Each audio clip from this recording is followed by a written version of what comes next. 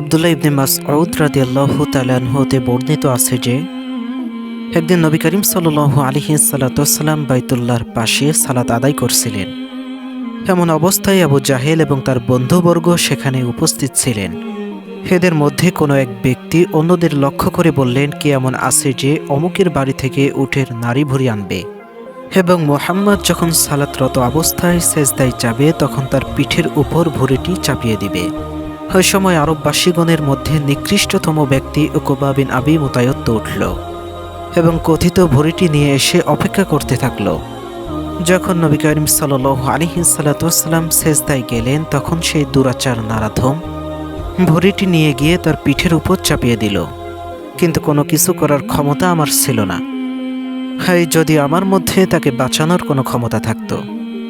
আব্দুল্লাহ বিন মাসউদ আরও বললেন, এরপর তারা দানবীয় আনন্দ এবং উত্তেজনায় পরস্পরের গায়ের উপর ঢলাঢলি পারাপারি করে মাতামাতি শুরু করে দিল। মনে হলো ওদের মধ্যে এর চেয়ে আনন্দের ব্যাপার আর কোনো কিছুই হতে পারে না। নবীকন্যা ফাতিমা রাদিয়াল্লাহু তাআলা আনহুমা এ দুঃসংবাদ প্রাপ্ত হয়ে দ্রুত সেখানে আগমন করেন এবং ভুঁড়িটি সরিয়ে পিতাকে তার নিচ থেকে উদ্ধার করেন।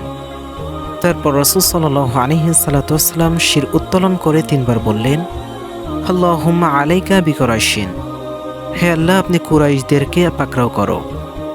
যখন তিনি আল্লাহর নিকট এ আরজ পেশ করলেন তখন তাদের মধ্যে কিছুটা অসুবিধা বোধের সৃষ্টি হলো এবং তারা বিচলিত হয়ে পড়লেন, কারণ তাদের এই বিশ্বাসও ছিল যে এই শহরের মধ্যে প্রার্থনা কবুল হয়ে থাকে।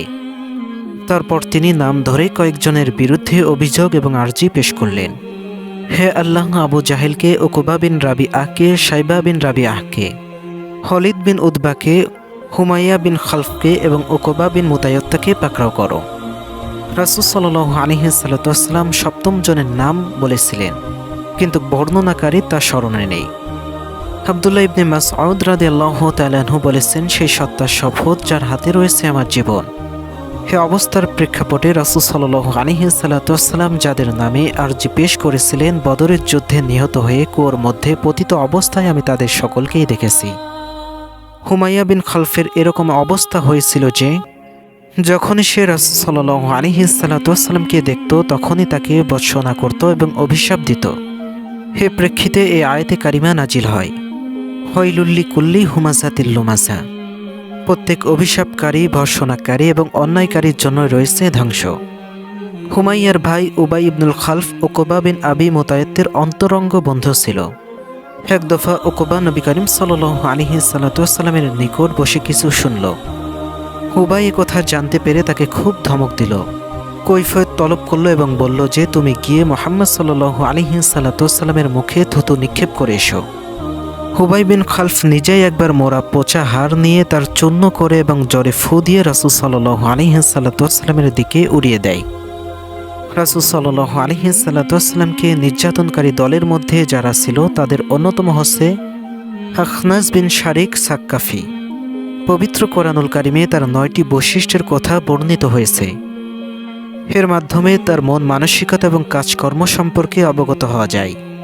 পবিত্র কোরআনুল কারিমে সূরা কলামের 10 থেকে 13 নম্বর আয়াতে আল্লাহ সুবহানাল্লাহু তাআলা বর্ণনা করেন যে, তুমি তার অনুসরণ করো না যে বেশি কসম খায়, আর যে বারবার মিথ্যা কসম খাওয়ার কারণে মানুষের কাছে লাঞ্ছিত, যে পঞ্চাতে নিন্দা করে, একের কথা অপরের কাছে লাগিয়ে ফিরে, যে ভালো কাজে বাধা দেয়, সীমা লঙ্ঘনকারী, পাপিষ্ঠ, কাঠোর স্বভাব, তার উপরে আবার কুখ্যাত।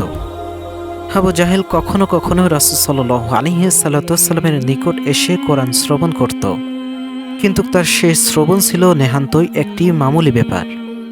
তার এই শ্রবণের মূল্যে আন্তরিক বিশ্বাস, আদব কিংবা অনুগত্যের কোনো প্রশ্নই ছিল না। সেটাকে কিছুটা যেন তার উদ্ভট খেয়াল বলা যেতে পারে। সে রাসূল সাল্লাল্লাহু আলাইহি সাল্লামকে অশ্লীল কিংবা কর্কশ কথাবার্তার মাধ্যমে কষ্ট দিত এবং সে আল্লাহর পথে বাধা সৃষ্টি করত। অধিকন্ত অন্যায় অত্যাচারের ক্ষেত্রে সফলতা হওয়াটাকে গর্বের ব্যাপার মনে করে গর্ব করতে করতে পথ চলত। মনে হতো সে যেন মহা গুরুত্বপূর্ণ কোনো কাজ সম্পাদন করেছে। পবিত্র কোরআনুল কারিমে একটি আয়াত তার সম্পর্কেই অবতীর্ণ হয়েছে, কিন্তু না, সে বিশ্বাসও করেনি, সালাত আদায় করেননি। সে ব্যক্তি রাসূল সাল্লাল্লাহু আলাইহি সাল্লাতুয়াসাল্লামকে প্রথম দিকে যখন সে সালাত পড়তে দেখল, তখন থেকে সালাত হতে নিবৃত্ত করার চেষ্টা চালাতে থাকে। এক দফা নবী করিম সাল্লাল্লাহু আলাইহি সাল্লাতুয়াসাল্লাম মাকামে ইব্রাহিমের নিকট সালাত পড়ছিলেন। এমন সময় সে সেখান দিয়ে যাচ্ছিল। তাকে দেখে সে বলল, মুহাম্মদ, আমি কি তোমাকে সালাত পড়া থেকে বিরত থাকতে বলিনি? সঙ্গে সঙ্গে সে নবী করিম সাল্লাল্লাহু আলাইহি সাল্লাতুয়াসাল্লামকে ধমকও দিল। নবী করিম সাল্লাল্লাহু আলাইহি সাল্লাতুয়াসাল্লামও ধমকে সরে তার এ কথার কঠোর প্রতিবাদ করলেন।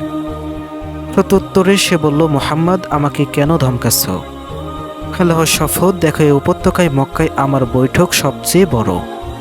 তার উক্তির প্রেক্ষিতে আল্লাহ সুবহানাল্লাহু তাআলা পবিত্র কোরআনুল কারীমের আরেকটি আয়াত নাজিল করেন। কাজেই সে তার সভাসদদের ডাকুক এবং এ আয়াতে কারিমা পাঠ করলেন, হাউলা লাকা ফাআউলা সুম্মা আউলা লাকা ফাআউলা।